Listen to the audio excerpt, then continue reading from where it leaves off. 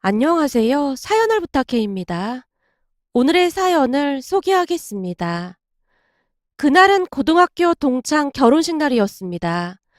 잠시 잠깐 동안 가야 하나 말아야 하나 고민을 하긴 했지만 워낙 친한 친구 결혼식이었기에 안 갈 수가 없었어요. 역시나 제 모습을 보자마자 친구들이 제 눈치를 보기 시작했어요. 그런 친구들을 비집고 절친인 가은이가 제게 상황을 보고하듯 말했어요.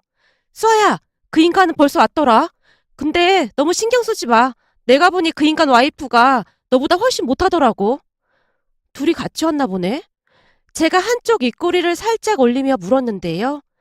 와이프가 전업주부인데 음식을 그렇게나 잘한다나 뭐래나 그러면서 어찌나 지 와이프 자랑을 해대던지 내가 보기엔 너 보란듯이 그런 것 같더라고. 하고 다니는 건 아직도 좀 찌질하지? 그 모습이 어디 가겠냐? 나도 그 말 하려던 참인데 끼리끼리 만난다는 말이 딱 맞는 것 같더라. 둘이 하고 온 게 진짜 웃기더라고. 그 인간 입고 온 거 보고 어디서 주워서 입고 온 줄 알았다니까. 안 봐도 훤하지 뭐. 근데 네 남친은 어디 있는 거야? 잠깐 어디 좀 들렸다 온다고 먼저 가 있으라고 하더라고. 근데 아마 거짐 다 왔을걸? 네 남친 오늘 쫙 빼입고 오는 거 아니야? 뭘 빼입고 오겠어. 원래 옷 잘 입는 거 알면서. 하긴 네 남친은 머리보다 참 멋지긴 하지. 어쩜 그렇게 비주얼이 좋은지 보고 있으면 그냥 기분이 좋아진다니까. 그 인간하고 헤어지길 얼마나 잘했냐. 그런 찌질이 보다가 네 남친 볼 때마다 눈이 호강한다니까. 가은이가 들뜬 목소리로 말을 하고 있었는데요. 호랑이도 제 말하면 온다고 했던가요. 저 멀리서 그 인간, 그러니까 전 남친이 의기양양한 표정으로 와이프와 팔짱까지 낀 채 제게로 다가오고 있었어요. 표정을 보아하니 계속해서 저를 찾고 있었던 게 분명해 보였습니다. 성큼성큼 제 앞으로 다가오던 전 남친이 아내의 팔을 꽉 붙잡은 채 제게 물었어요. 오랜만이다. 잘 있었지? 근데 좀 서운하다. 나도 친구라면 친구인데 내 결혼식에도 오지 그랬냐? 하긴 네가 올 자리가 아니긴 했지.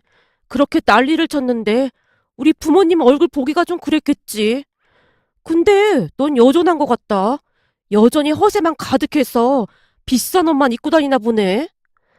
말은 똑바로 해야 하지 않을까? 이건 허세라고 해야 하는 게 아니라 능력이라고 해야 하는 거야. 사실 능력만 있으면 누구라도 좋은 옷 입고 싶고 그런 거 아닐까? 그리고 내가 네 결혼식에 못 가긴 했지만 축의금도 보냈는데 적어도 고맙다는 말은 해야 하지 않냐? 아, 꼴랑 2만 원? 다른 사람도 아니고 네가 그런 말을 하면 안 되는 거 아닌가? 그게 네 결혼식 축의금 기준이잖아.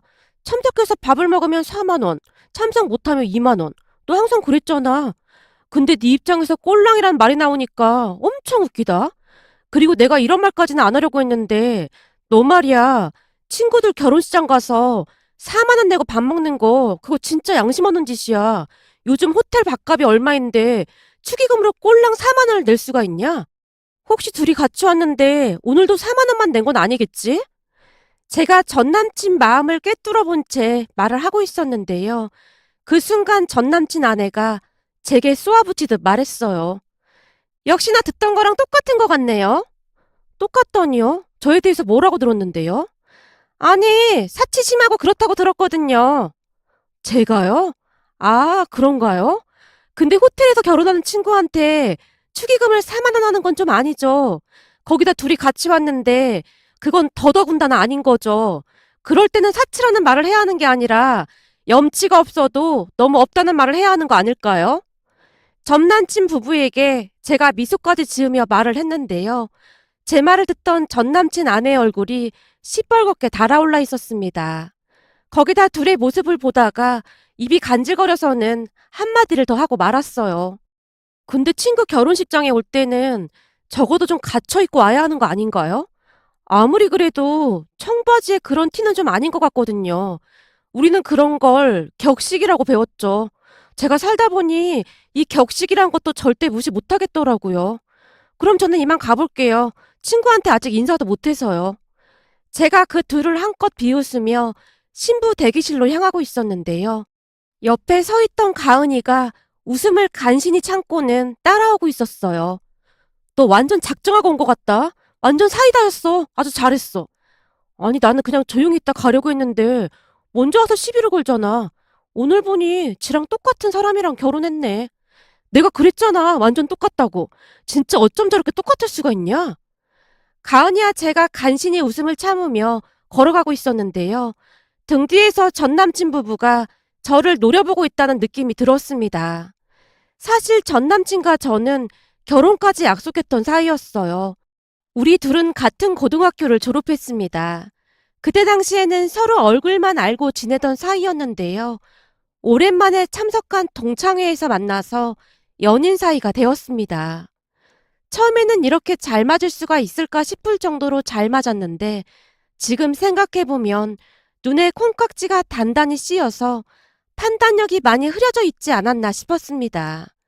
우선 전 남친은 형편이 약간 안 좋은 그런 집안이었어요. 한마디로 개천에서 용이 났다고 해야 할까요? 대학도 참 어렵게 보냈다고 하는데 공무원 시험까지 합격을 했으니 전 남친 부모님은 아들에 대한 자부심이 어마어마했어요. 제가 듣기로는 전 남친 누나는 동생을 위해 대학도 포기한 채 뒷바라지를 했다고 들었거든요. 하지만 그에 비해 우리 집은 큰 부자는 아니었지만 부모님 두 분 다 전문직에 종사하셨기에 아쉬움 없이 살았습니다.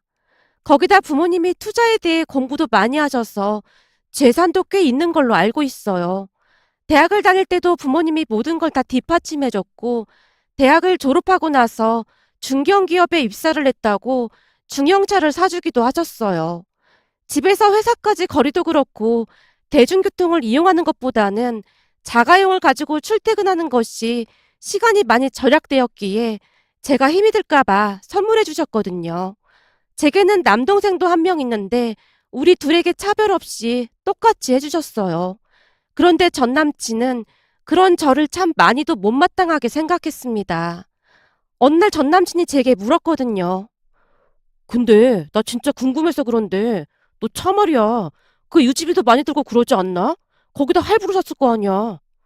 할부? 아닌데. 그거 회사 들어갔다고 아빠가 사주신 건데.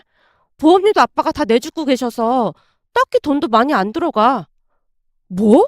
차를 아버님이 사주신 거야? 거기다 보험료까지 내주신다고? 요즘 너 보고 있으면 생각이 없어도 너무 없다는 생각이 든다. 대학까지 졸업시켜줬는데 어떻게 부모님한테 손을 벌릴 생각을 하는 거야? 나 같으면 양심에 찔려서 그렇게 못하겠다. 참 철이 없어도 너무 없는 것 같아. 아니 그게 아니라 내가 막 사달라고 한 건 아니었어. 출퇴근 때문에 피곤해하니까 아빠가 사주신 거지. 거기다 보험료도 아빠가 굳이 내주신다고 한 거고. 생각해봐라. 네가 얼마나 철이 없어 보였으면 그랬겠냐? 솔직히 네가 입고 다니는 옷도 다 비싼 거 아니야? 아울렛 같은 데 가서 사는 거라 그렇게 비싸진 않아. 인터넷 같은 데서 원 플러스 원 하는 옷도 엄청 많은데 그런 거 사도 되잖아. 근데 넌 그런 옷은 거들떠도 안 보더라. 그게 난 좋은 옷 사서 좀 오래 입자 그런 생각이거든. 솔직히 인터넷에서 잘못 사면 금방 늘어지고 그러는 경우도 많더라고. 그래서 우리 집은 되도록이면 좋은 옷 사서 오래 입자 그러고 있어. 근데 그게 잘못된 것 같지는 않은데. 아니지. 그런 거 다 사치야, 사치. 사람은 말이야. 무조건 아끼고 또 아껴 써야 하는 거야. 하긴, 아끼면 좋긴 하지 뭐. 그때 당시에는 알뜰하고 성실한 전 남친이 그저 좋아 보이기만 했어요. 하지만 시간이 지나면 지날수록 가치관의 차이가 뚜렷해질 수밖에 없었는데요. 전 남친은 음식도 무조건 저렴한 음식들로만 먹었어요. 그러니까 전 남친은 유난히도 국밥집을 좋아했는데요. 조금이라도 싼 음식점을 찾아서 걷고 또 걸어야만 했어요. 전 남친에게는 음식의 맛을 음미한다는 것조차 사치였으니까요. 그냥 가격이 저렴한 음식이 제일 맛있는 음식이고 최고의 음식이었어요. 그러다 보니 데이트를 하는 내내 분식점이나 국밥집을 가는 게 다였고 어느 날은 우리 엄마가 싸준 김밥을 한번 가져다 준 적이 있었는데요. 김밥 맛을 보던 전 남친이 놀라서 외쳤어요. 진짜 맛있다. 내가 먹어본 김밥 중에 최고야. 너 말이야. 어머님한테 김밥 싸는 법 좀 잘 배워놔라. 진짜 맛있다. 그래? 우리 엄마 음식 솜씨 별로라 그렇게 맛있진 않을 텐데. 아니야. 진짜 맛있어. 다음에도 또 가지고 와. 라는 말을 했는데요. 그 뒤 주말만 되면 전 남친이 김밥을 싸서 오라는 말을 할 정도였습니다. 그리고 저는 한참 나중에야 전 남친의 속마음을 알게 됐는데요. 알고 보니 제가 김밥을 싸서 가면 그날은 밥값이 절약되니 그랬던 거였어요. 그것뿐만이 아니었습니다. 어느 날은 제가 보너스를 받게 돼서 오랜만에 한우를 먹자고 했어요. 자기야, 나 오늘 보너스 받았으니까 오늘은 특별히 한우 먹으러 가자. 한우? 그냥 대패 삼겹살이나 먹지. 한우는 무슨 한우야. 너 한우가 얼마나 비싼지 알긴 하는 거야? 우리들이 먹는데 괜찮아. 오늘은 내가 계산할 거니까 그냥 내가 하자는 대로 해. 그냥 삼겹살 먹자니까. 아무튼 넌 사치가 심해도 너무 심해. 어차피 뱃속에 들어가면 한우나 삼겹살이나 똑같은 고기인데 난 굳이 한우를 왜 먹는지 모르겠다. 제가 계산을 하겠다고 했음에도 불구하고 가는 내내 툴툴거려서 그날은 저도 조금씩 짜증이 나기 시작했어요.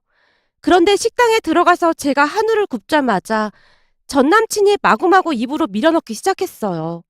어찌나 손이 빠르던지 저는 한우를 굽느라 몇 점 먹지도 못했는데요. 결국 전 남친이 거의 다 먹은 거나 다름이 없었습니다. 삼겹살이나 한우나 다 똑같다고 하더니만 어찌나 잘 먹던지 어이가 없을 정도였어요. 문제는 한우를 다 먹고 난 뒤 계산서를 보던 전 남친의 눈이 휘둥그레져 있었는데요. 뭐야, 지금 가격이 78,000원이 맞는 거야? 겨우 이거 조금 먹었다고? 그러게 내가 뭐라고 했어. 그냥 대패 삼겹살이나 먹자니까. 우리가 맨날 가던 그 식당에서 수입산 대패 삼겹살 먹으면 3만 원이면 배부르게 먹는데 거진 8만 원어치 먹고도 배 기별도 안 가고 완전 사치라니까. 그리고 우리 엄마도 한우 엄청 좋아하시는데 우리 엄마 생각도 나고 괜히 먹은 것 같아. 아니 한우 한 번 먹은 거 가지고 뭘 그렇게까지 난리를 쳐. 그리고 자기 보고 계산을 하라는 것도 아니고 내가 계산할 건데 너무하는 거 아니야? 난 자기한테 한우 사주고 싶어서 데리고 온 건데 조금 속상하네. 아니 그니까 내 말은 굳이 이 비싼 한우를 뭐하러 먹느냐 그 말이야. 또 이렇게 살다가는 나중에 쫄딱 망한다? 뭘 또 망하기까지 해. 우리 집은 이런 거 자주 먹어서 난 아무렇지도 않아. 그니까 니네 집이 문제라는 거야. 가만 보면 니네 가족들은 몸에 사치가 그냥 배어있는 것 같아. 사람이 항상 절약하고 살아야지. 나중에 어떻게 하려고 그러는 건지 모르겠다. 전 남친이 혀까지 차고 있었어요. 아마도 그때부터 조금씩 정이 떨어지기 시작했던 것 같습니다. 한우 한 번 먹었다고 우리 가족을 싸잡아서 비난하는 모습에 정이 떨어졌거든요. 결국 그날 전 남친과 대판 싸우고 집으로 돌아갔는데요. 다음날 전 남친이 제게 싹싹 비는 모습에 마음이 약해진 채 다시 만나게 되었어요. 지금 돌이켜보면 그때 깔끔하게 헤어지지 못한 것이 참 많이도 후회가 된답니다. 그 뒤에도 전 남친은 많이 변하지 않았지만 조금씩 제 눈치를 보기 시작했기에 저도 이해하려고 노력했어요. 그러다가 전 남친 부모님께 인사를 하러 가게 되었습니다. 전 남친에게 듣던 대로 전 남친 본가는 사는 게 많이 어려워 보였지만 그런 건 큰 문제가 될 게 아니었기에 신경 쓰지 않으려고 노력했어요. 하지만 제가 자리에 앉자마자 전 남친 엄마가 제게 당부하듯 말했어요. 우리 아들은 아침밥은 꼭 챙겨줘야 한다. 사람은 모름지기 밥심으로 사는 거야. 여자는 항상 남편이 뭘 좋아하는지, 뭘 먹고 다니는지 신경 써야 한다 그 말이야. 어머님, 저도 일하는데 밥은 각자 챙겨 먹어야 하는 게 맞다고 생각합니다. 서로 바쁜데 일일이 챙겨주기 힘들죠. 뭐? 그럼 너는 우리 아들한테 살림을 시키겠다는 말이냐? 살림을 시키겠다는 게 아니라 맞벌이를 하니까 같이 해야 한다는 거죠. 역시 내 생각이 틀리지 않았구나. 전 남친 엄마가 저를 있는 대로 노려보다가는 다시 입을 열었어요. 우리 아들한테 듣자 하니 네가 그렇게 사치가 심하다면서? 사실 네가 사치가 심하다고 해서 영 탐탁지 않았지만 우리 아들이 좋다고 하니까 내가 한번 데리고 와보라고 했는데 역시나 딱 봐도 사치도 심해 보이고 영 별로구나. 근데 니네 집은 맨날 좋은 것만 먹고 산다면서 시댁에 인사를 오는데 꼴랑 저 빵 쪼가리나 사온 거냐? 마음에 드는 구석이 하나도 없네. 전 남친 엄마가 케이크를 보며 말하고 있었는데요. 사실 전 남친도 우리 집에 인사 올 때 케이크 하나 딸랑 들고 왔기에 괜시레 다른 걸 사가지고 가면 사치가 심하다는 말을 들을까 싶어 저도 똑같이 한 거였어요. 그 부분에 대해 전 남친 엄마에게 제가 설명을 했지만 그건 남자니까 그런 거고 넌 여자인데 시댁에 인사 올 때 이딴 걸 사오는 사람이 어딨어. 너도 알다시피 우리 아들이 공무원 시험까지 합격한 인재인데 우리가 이런 대접이나 받아야겠니? 난 우리 아들이 공무원 며느리감 데리고 올 줄 알았더니만 어디서 듣도 보도 못한 회사 다니는 여자를 데리고 온 것도 속상해 죽겠구만. 우리한테 이런 대접을 할 수가 있어. 이래서 옛날부터 가정교육이 중요하다고 한 거야. 그거는 도리에 맞지 않는 말씀인 것 같습니다. 그리고 뭔가 착각하고 계신 모양인데요. 어머님 아드님이 공무원이긴 하지만 구급 공무원 월급이 얼마인지 알고는 계신 거죠? 월급도 제가 훨씬 많이 받고 있는데 저야말로 왜 이런 대접을 받아야 하는 거죠? 어머님 말씀처럼 저는 이 집하고 인연이 아닌가 봅니다. 그냥 공무원 며느리랑 결혼시키시죠. 라며 제가 자리에서 일어났는데요. 전 남친뿐만 아니라 가족들 모두가 놀란 채 어쩔 줄을 몰라 하고 있었어요. 너 지금 버릇없이 뭐 하는 짓이야? 당장 우리 엄마한테 사과해. 내가 왜 사과를 해야 하는 건데? 나 그냥 가볼게. 그동안 너도 참 구질구질해서 힘들었는데 오늘 여기 와서 보니 내 인생이 구질구질해질 것 같아서 그냥 가봐야겠다. 너 이대로 가면 나랑 결혼은 끝나는 거니까 그렇게 알고 있어. 너야말로 지금 상황 파악이 안 되는 모양인데 방금 네가 나한테 차인 거야. 너랑 살면 평생 한우 한 번 못 먹어보고 구질구질하게 살 것 같아서 내가 너 찬 거라고. 너 말 다 했어? 아니, 말 다 못했는데. 내가 지금 할 말이 너무 많은데 기가 막혀서 더 이상 말이 안 나온다. 암튼 너랑은 끝이니까 다시는 연락하지 마. 평생토록 그렇게 구질구질하게 아껴서 잘 살길 바랄게. 제가 다시 한번 악담을 퍼붓고는 그 집을 나와버렸습니다. 남친 엄마가 가정교육이라는 말만 꺼내지 않았어도 제가 그렇게까지 화를 내지는 않았을 텐데요. 우리 부모님을 욕하는 것 같은 모습에 저도 이성을 잃고 말았거든요. 그렇게 전 남친과 저는 헤어지게 되었습니다. 그 뒤 저는 한 1년쯤이 지나 아빠가 소개해준 사람과 만나서 결혼을 앞두고 있었어요. 지금 남자친구는 우리 집안과 형편이 비슷한 사람으로 둘이 비슷한 부분이 많아서 만나면 편할 수밖에 없었거든요.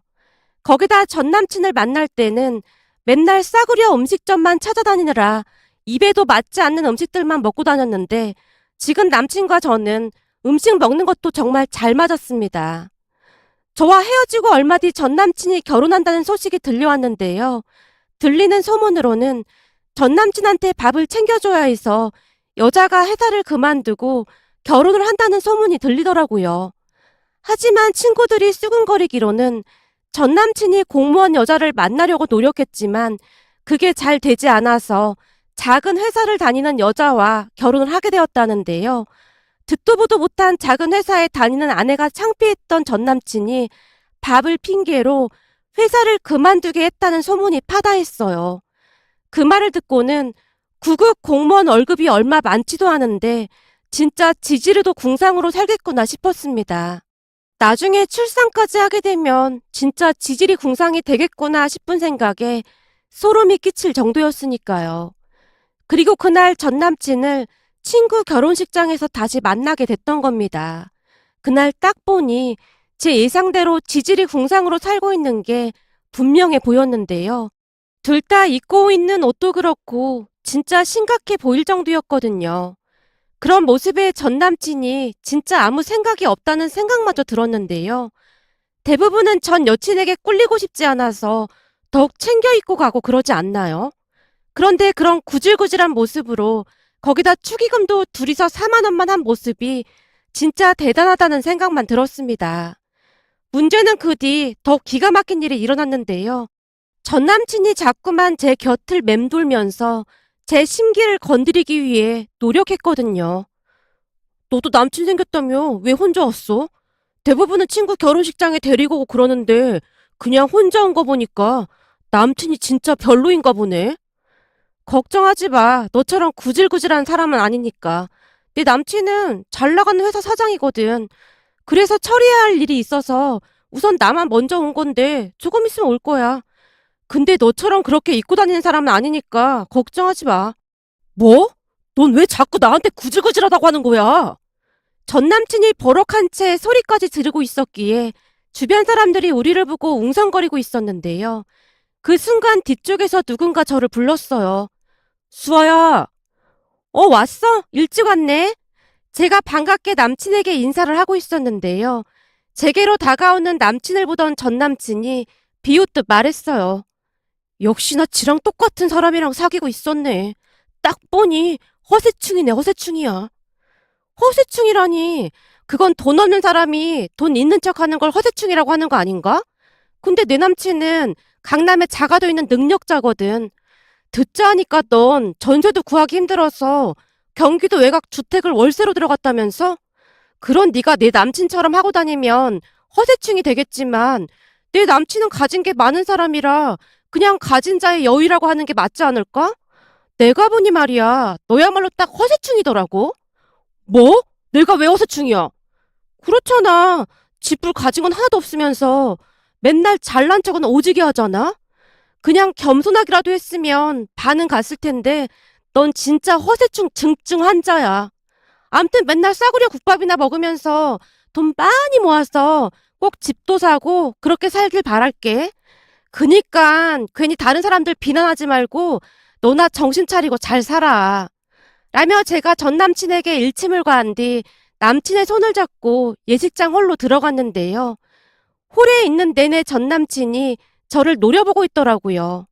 그렇게 잠시 후 결혼식이 끝나고 다들 집으로 돌아가기 위해 나왔는데요. 그때까지도 전 남친이 멀찌감치 떨어진 채 저를 노려보고 있었어요. 친구 가은이도 그 모습을 본 모양인지 남친이 끌고 온 차를 보고는 큰 소리로 감탄하며 가은이가 소리쳤어요. 야, 이 차 엄청 비싼 차 아니야? 역시 잘 나가는 사람들은 뭐가 달라도 다르구나. 직장인들이 평생 벌어도 이런 차 타보기 힘든데 진짜 부럽다. 수아야, 네 남친은 완전 벤츠다, 벤츠야. 라는 말까지 했거든요. 그 모습을 지켜보던 전 남친이 부들부들 떨고 있는 듯해 보였는데요. 멀리서 힐끔힐끔 바라보니 결국 사달이 난 것인지 둘이서 싸우고 있더라고요. 그러게 그냥 모른 척하고 지나갔으면 저도 그렇게까지는 안 했을 텐데 굳이 조용히 있는 저를 왜 건드리는 것인지 모르겠다는 생각마저 들었습니다. 그 뒤 친구들에게 들은 소문으로는 전 남친이 친구들에게 아내 뒷담화를 하며 이혼을 한다 만다 그러고 있다는데요. 친구들에게 들은 이야기를 그대로 옮겨 적어 보겠습니다. 들어보니 공무원 월급 뻔해서 매달 월세부터 생활비까지 사는 게 빠듯하다는데 전 남친 아내가 절대 일을 안 하겠다고 했다네요. 그리고 전 남친 엄마가 며느리를 그렇게 못 살게 군다고 하는데요. 어느 날은 전 남친 엄마가 집까지 쫓아가서는 며느리와 대판하기까지 했다네요. 하지만 전 남친 아내가 오히려 큰 소리까지 쳤답니다. 결혼 전에 어머님이 아침밥을 꼭 차려주라고 했잖아요. 그래서 꼬박꼬박 밥 차려주고 있는데 왜 그러시는 거예요? 내가 듣자 하니 맨날 김치 쪼가리에 계란 후라이 하나 해준다고 하던데 그게 밥을 차려주는 거냐? 넌 양심이라는 것도 없냐? 어머님, 말은 바로 하셔야죠. 어머님 아들이 맨날 돈 아낀다고 쌩 난리를 쳐대면서 반찬 살 돈도 안 주는데 무슨 돈으로 반찬을 사요? 아무리 그래도 한 달 반찬값으로 5만 원을 주는 게 말이나 된다고 생각하세요? 그나마 아끼고 아껴서 계란 후라이라도 해주는 걸 고맙게 생각해야죠. 그리고 반찬값은 매달 5만 원만 주면서 매일같이 고기 반찬을 해놓으라고 하는데 제가 무슨 황금알을 낳는 거위도 아니고 진짜 양심이 없는 건 어머님 아들이죠. 그럼 네가 나가서 아르바이트라도 해야 할 거 아니야. 그건 절대로 안 되죠. 제가 밖에 나가서 일을 해도 이 사람은 절대 집안일 안 한다고 하는데 제가 왜 나가서 일도 하고 살림도 해야 하죠? 저는 절대 그렇게는 못합니다. 뭐가 어쩌고 어째? 어디서 별 그지 같은 게 굴러 들어와서는? 결국 전 남친 엄마가 며느리의 귓방망이까지 올려붙였다고 하네요. 그 바람에 전 남친 아내 친정 가족들이 전 남친 본가로 쫓아가서 다 뒤집어 엎어 버렸고 말이죠. 어느 날은 전 남친이 술에 잔뜩 취해서 친구들에게 하소연까지 하더랍니다. 그때 그냥 수학 꼬셔서 결혼할 거 그랬어. 그래도 걔네 집은 잘 살기라도 했는데 지금 무지 후회된다. 전 남친의 말에 친구들이 다시는 연락하지 말라고까지 했다는데요. 그도 그럴 수밖에 없었던 것이 친구들 모임을 하게 되더라도 맨날 얻어먹기만 하고 얄밉게 구는 전남친을 누가 이해해 주겠어요. 더군다나 축의금으로 4만 원을 내는 전남친에게 다들 혀를 내두르고 있던 와중에 그랬으니 다들 연락을 끊었다고 하네요. 친구들 말을 듣는데 그때 제가 똑부러지게 헤어지길 잘했다는 생각마저 들었습니다. 만약 결혼을 했더라면 지금쯤 제가 전남친 아내처럼 살고 있었을 테니까요. 왠지 모르게 통쾌하면서도 씁쓸한 마음마저 들었습니다. 그리고 저는 결혼식을 앞두고 정말 행복한 하루하루를 보내고 있어요. 지금 가만히 생각해보면 그때 당시 조상님이 돌본 게 아닌가 하는 생각마저 든답니다. 오늘의 사연은 여기까지였습니다. 즐겁게 보셨다면 구독, 좋아요 부탁드립니다. 고맙습니다.